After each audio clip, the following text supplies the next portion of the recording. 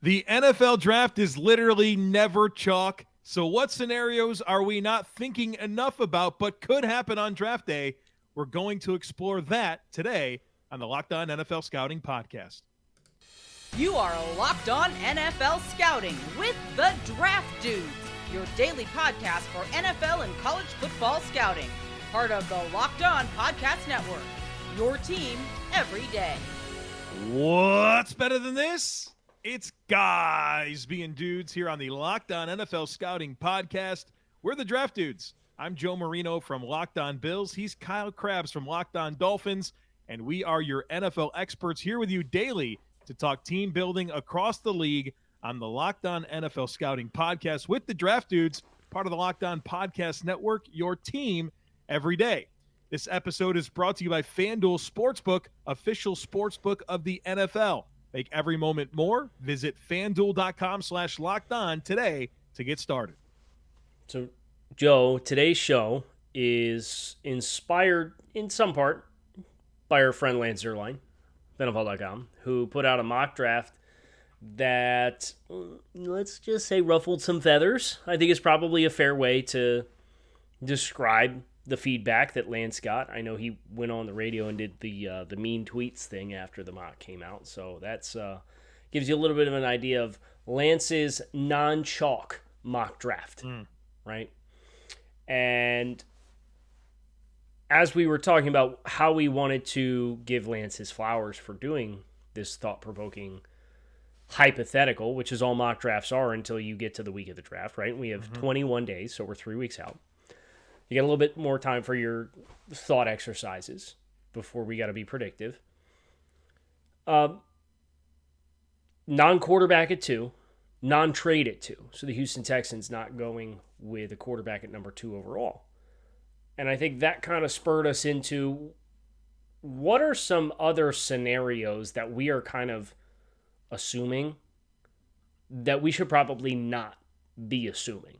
That, there's information that if you connect enough dots, you can get galaxy brained and start to come up with these other hypotheticals. Yes.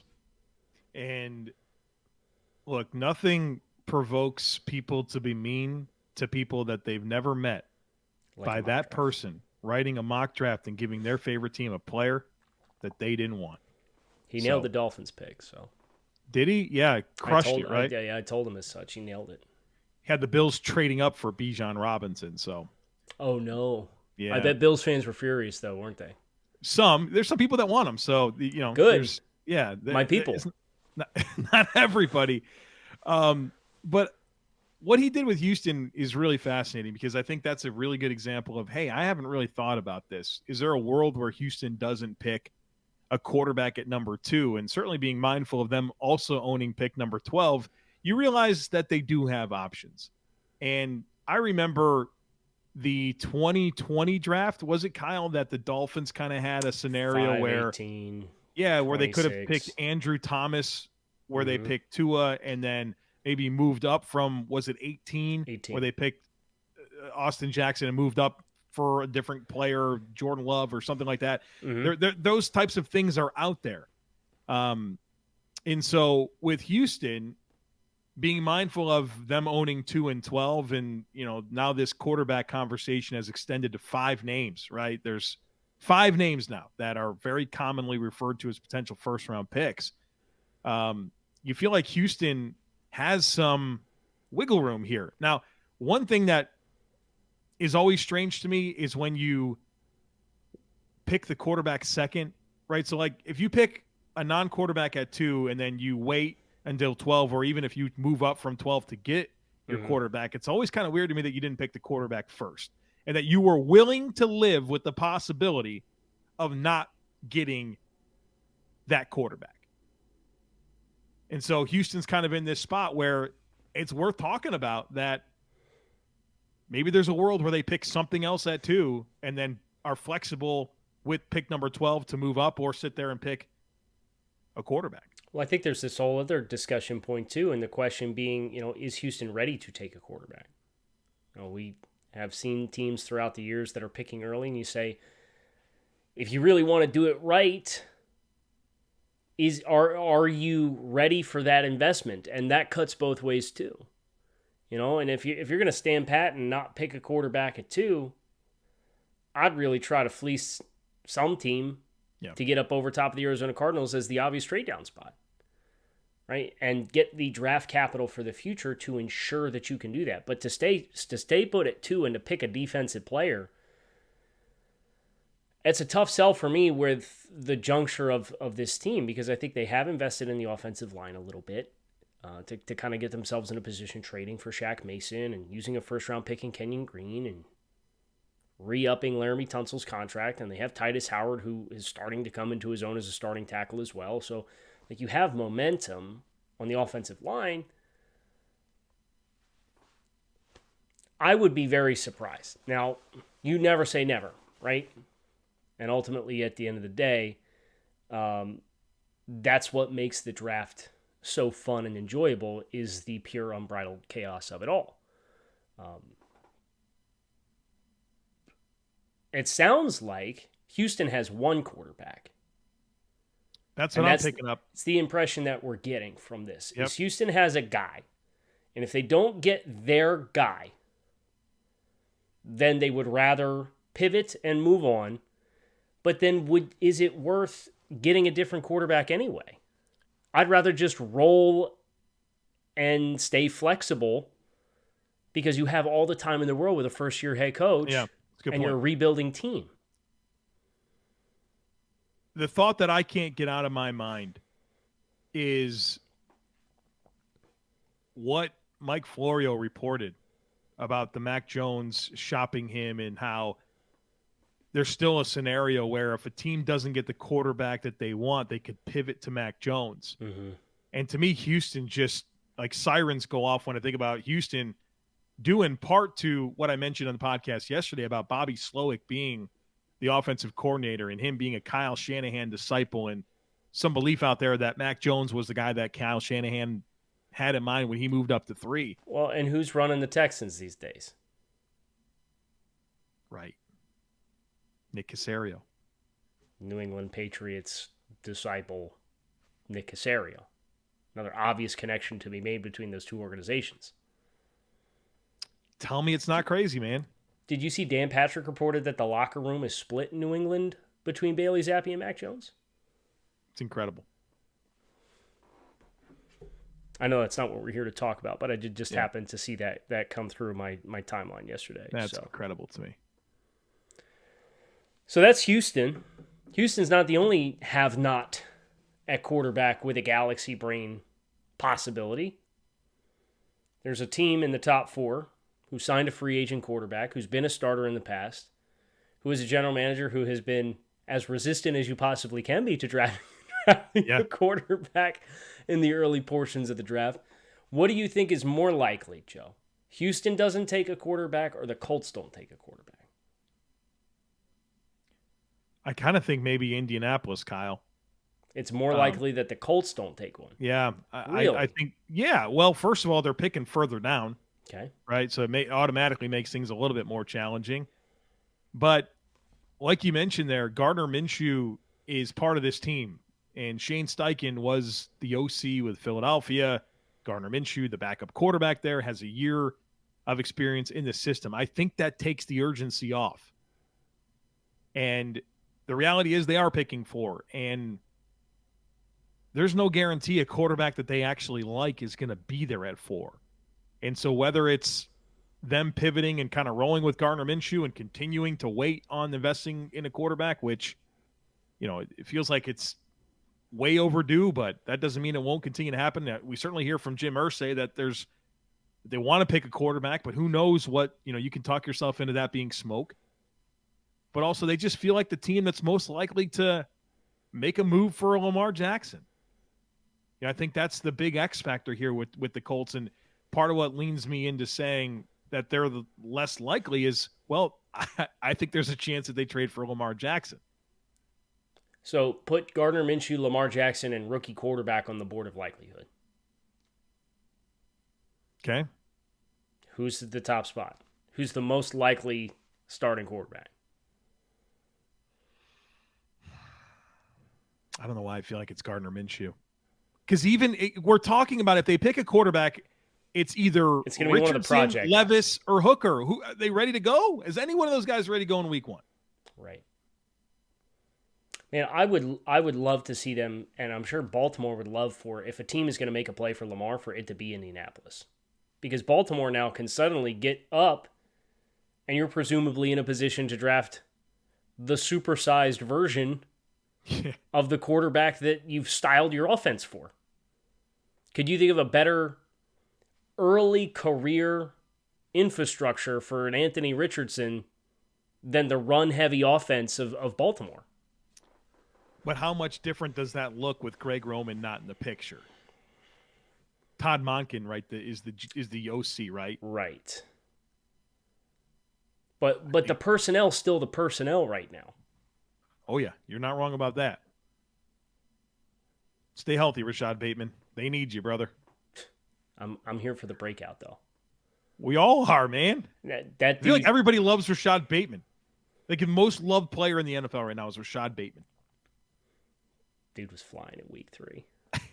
Caught that slant against Xavier Howard, took it to the house. It's only funny because the way that game ended, right? Right. Yeah, I'd be so mad at Rashad Bateman if that game ended differently. Okay, so that's the early draft have-nots at quarterback. We're talking about some teams that have quarterbacks and what unlikely scenarios we may see the chaos season come from them, Joe, but not before I tell everyone about FanDuel as the NBA playoffs. They're almost here. Now is the perfect time to download FanDuel, America's #1 sportsbook, because new customers get a no-sweat first bet up to $1,000. That's bonus bets back if your first bet doesn't win. Just download the FanDuel Sportsbook app. It's safe, secure, and super easy to use. Then you can bet on everything from the money line to point scores and threes drained. Plus, FanDuel even lets you combine your bets for a chance at a bigger payout with a same-game parlay. So don't miss the chance to get your no-sweat first bet up to $1,000 in bonus bets when you go to FanDuel.com/lockedon. That's FanDuel.com/lockedon to learn more. Make every moment more with FanDuel, an official sports betting partner of the NBA. So let's talk about the Raiders.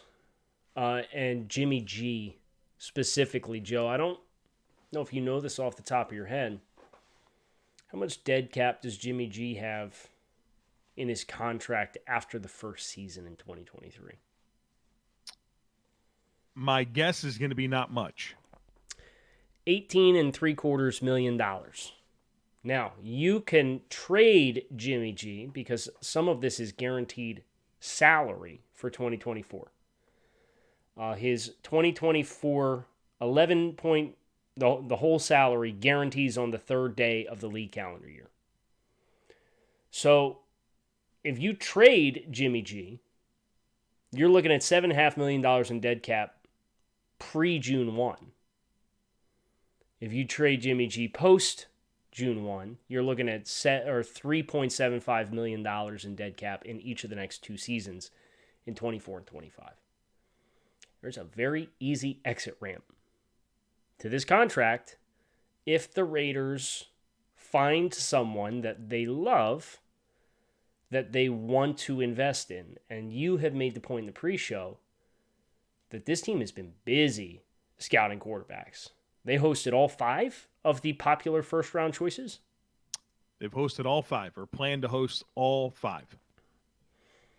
And they were in consideration with the #1 overall pick as well. During those negotiations. Yeah, I think it's important for us to live in a headspace where we recognize that Jimmy Garoppolo is on this team, but also Jimmy Garoppolo is unlikely to really be their long-term fixture, and he certainly doesn't preclude an investment at the quarterback position, and he shouldn't. And so not only have the Raiders done a lot of work on these quarterbacks, but what also fascinates me about Las Vegas is just the amount of draft capital that they own. They have 12 draft picks, Kyle, including picks 7, 38, 70, 100, and 109. And so whether it's at pick 7, sitting there and picking one if one of those guys is available, or moving up from 38. We talk about a team moving back into the first round to get a quarterback, right? The 5th-year option. We recycle these talking points every single year. The team that certainly makes sense to me as an option for moving back in is the Raiders, because they have the draft capital, but also if you're moving out of the first round, you might not want to go that far back. So if you're picking in the late 20s or, 30 or 31, you can move back to 38 and take advantage of what the Raiders have to offer you. So I guess through this lens, what I'm interested in gaining some clarity on, and I know what the immediate answer is, and I'm wondering what the next immediate answer is. The last time trading back in and not drafting a quarterback with your first pick, but trading back in to draft a quarterback, the last time that was successful was with Lamar Jackson. Yeah, I can think of some times it wasn't successful, but right. Yes. Yeah. Right. So, and you kind of alluded to that during the QB have-nots with the Texans on this scenario. Well, you have conviction to trade up to go get a quarterback with your second first-round pick, but you have a first-round pick in the first place that you chose to go a different direction. So are you just getting cute? The Raiders being at 7, obviously they have flexibility, but you could feasibly trade up for an offensive lineman just as easily as you could trade up for a quarterback and just take the quarterback first. Now, some of that's obviously dependent upon what order the quarterbacks come off the board, but you're not looking at nothing in the teens for teams that need quarterbacks. Correct. Washington, Tampa, they certainly come to mind there as Detroit, if somebody slides deep. Right. Seattle at 20, right? I don't think we can dismiss it. Baltimore 22, right? If there's no movement, right? I mean, there's certainly some gold mines. Even it feels like every year we try to give the Vikings a replacement for Kirk Cousins for next year, right? But that doesn't happen. But maybe this is a year that actually happens. So there's definitely some candidates there along the way. I think what's different to me though about this conversation for the Raiders, comparing it to Houston, is we're talking about pick 7 and then pick 38. Yeah. Where, I don't know, man. Like, to me, I'm only picking quarterbacks in the first round if I have, like, legit conviction that this is going to be my dude, like my legit guy. And so I'm not really one personally to buy into, like, let me just go get that quarterback in the late 20s and, get the last guy. And you get, like, the Kyle Bowlers of the world and the J.P. Losmans. And who was that 100-year-old quarterback out of Oklahoma State that the Browns took, whose name escapes me right now? Oh, what was that? Oh. Come on, man. This guy was a first-round pick. Oklahoma State to the Browns. What was that guy's name, dude? You know what I'm saying? But these are the guys that go in that range, Brandon Weeden. Brandon Weeden at 22. There he is. Yeah, part of the vaunted class of Luck, Griffin, and Tannehill, and Russell Wilson. Hey, you're forgetting. And Nick Foles and Kirk Cousins all in the same class. That's a lot of starters. But we traded up to 22 for Brandon Weeden. Right. Like, to me, that's what you're signing yourself up for more times than not. I mean, I know that there's the Aaron Rodgers that falls kind of in that range. What a class that was. Lamar Jackson. Like, low-key. No, dude, you're not wrong. Can you go through that again? It's Luck, RG3, Tannehill at 8, Weeden at 22, Osweiler at 57, Russell Wilson, 75. Nick crazy. Foles, 88. Kirk Cousins, 102. Man, if you had Tannehill and Cousins as the remaining starters in the year 2022. Hit the bingo card. Collect your winnings. That's crazy. Oh, you got Russ Wilson in there too. But that's true, Russell Wilson. At the time, a third-round pick. But that's like the ultimate case study year where you have like the generational guy in Andrew Luck and how they failed to like support him. The injuries of RG3. The desperate trade up in the first place to go get RG3 and run him into the ground. The wide receiver goes to quarterback and Tannehill. You've got the sub 6 foot guy. Dude, you got every Kirk Cousins, the baseline QB purgatory guy. Like the Nick Foles out of friggin' nowhere is the Super Bowl MVP. We got to do a deep dive on this. What was this, man? That's insane. 2012, normally we got like man. one starter, a couple of backups, and a few guys that lasted one contract, right? Like what is going on here? This is one of the craziest quarterback classes of all time. Low-key, 2011 with Cam, Andy Dalton, and Kaepernick, too. Obviously, Gabbert's still in the league. Yeah, he is. Wait. What are those four you just said? Cam? So it's Cam Newton at 1. Yes. Gabbert went at 10. Yeah. Dalton at 35 and Kaepernick at 36. Oh, and Tyrod Taylor was at 180 in the same class. Wow. Where are these guys now? Dude, it's insane. Where? Cam Newton? You saw Cam Newton yesterday. Yeah, had a list of 10. List of 10. Hey, we're both on it, baby. Feels good. Feels good. Don't forget Sam Howell with Washington. He'd be happy to back up Sam Howell or Aaron Rodgers wherever he goes. What a weird thing that's come out and put out there. It's Cam. Man. So where were we even at? We were talking about trading. Oh, yeah, right. So let me ask you this, because I look at the quarterbacks that are available. Which quarterback do you feel projects best to McDaniel's offense, and why is it C.J. Stroud? It is C.J. Stroud, right? Okay, and you ain't going to touch him. No, you shouldn't. So, all right. Do you project any of these other guys favorably into this system? Oh, gosh, no.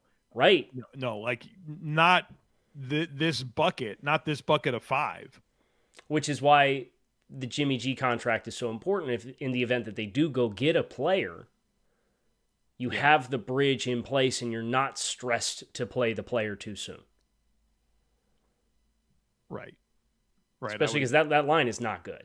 So now you're really getting in the weeds of, you don't have the line set around this player.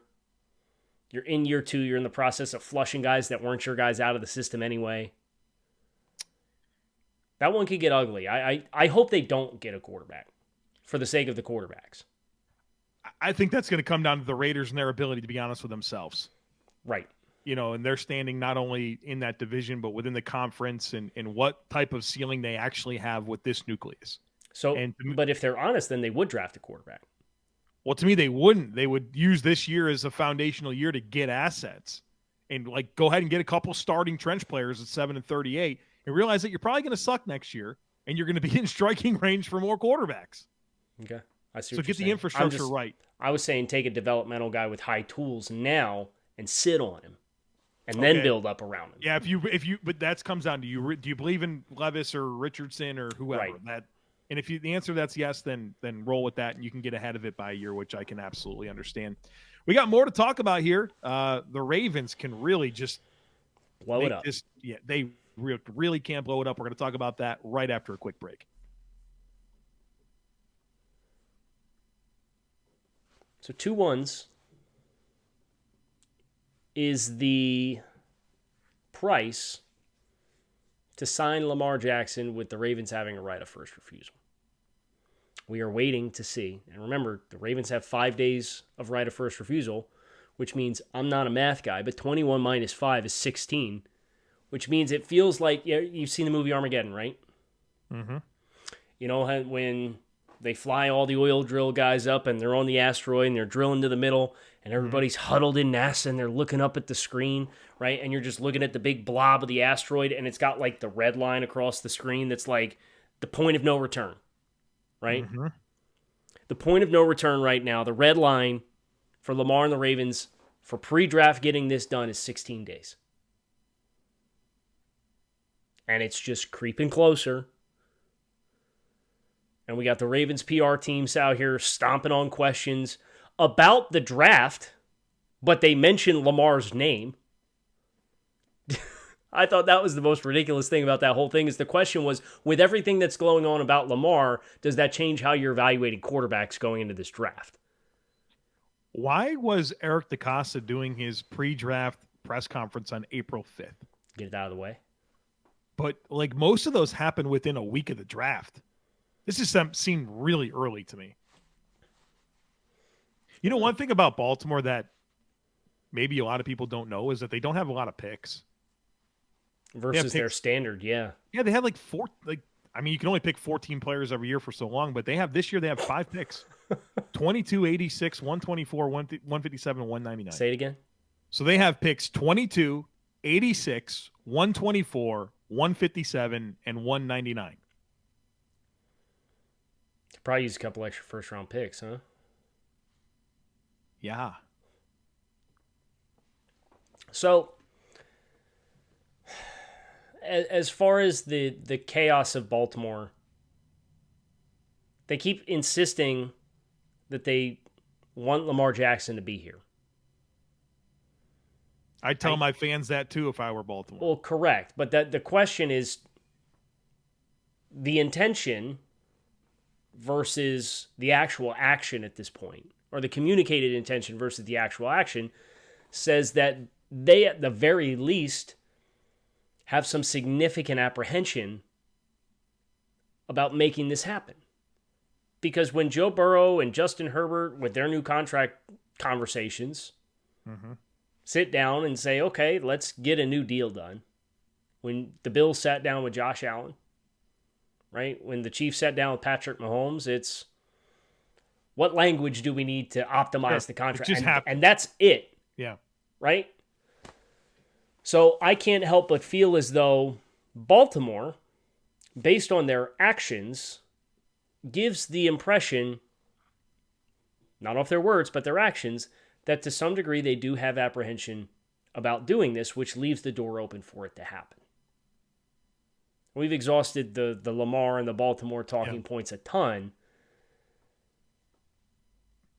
But I guess when you look at potential destinations here and what that could do, the obvious one that's attractive for Baltimore is Indianapolis because they have the 4th pick. New England as well. Shouldn't we throw them into there? I mean, I know that Asante Samuel, at every turn he gets. Dude, he just keeps going. Yeah, he wants to cast shade on Bill Belichick, but Lamar seems to be open to it. Our king, Asante Samuel. Who would have thought? Right. Love him.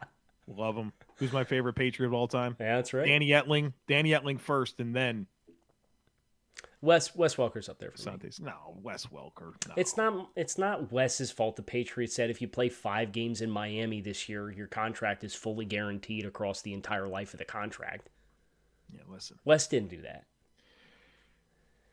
Okay, so the Patriots is a spot for Lamar Jackson. I think we need to be realistic about it, and also just the whole situation with the most likely suitors are in the AFC, which is probably not what Baltimore wants to do.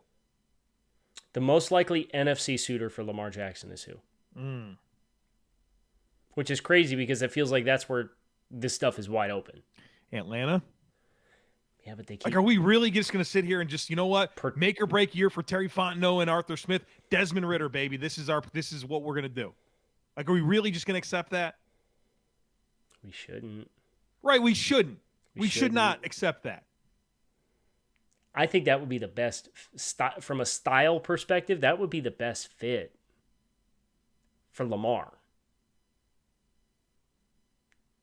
I don't think it's close. I think Atlanta systemically is the best fit. Yes, and they should be in. What are they? I mean, why isn't this a slam dunk? The Jets are the other team, right? Where we going to sit here and just be held hostage by the Packers?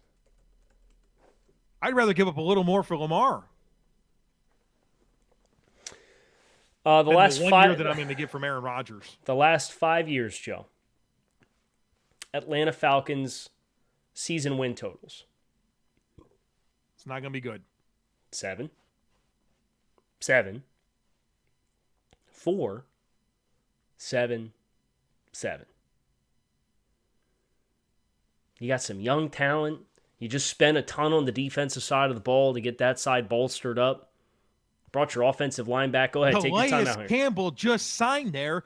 Lamar's favorite or former teammate in Baltimore. Well, that was always a weird decision, right? For him to go there. So let's look at Atlanta through a different lens. What player is Atlanta going to pick at 8? What do you predictively think that they're going to pick? It's Tyree Wilson, Miles Murphy, right? I don't think Murphy's going to go that high. I don't know why when Trayvon Walker went number 1 overall and Murphy's a more productive version of the same Christian player. Gonzalez, it's some defensive player. So corner or pass rusher? Corner or pass rusher? Sure.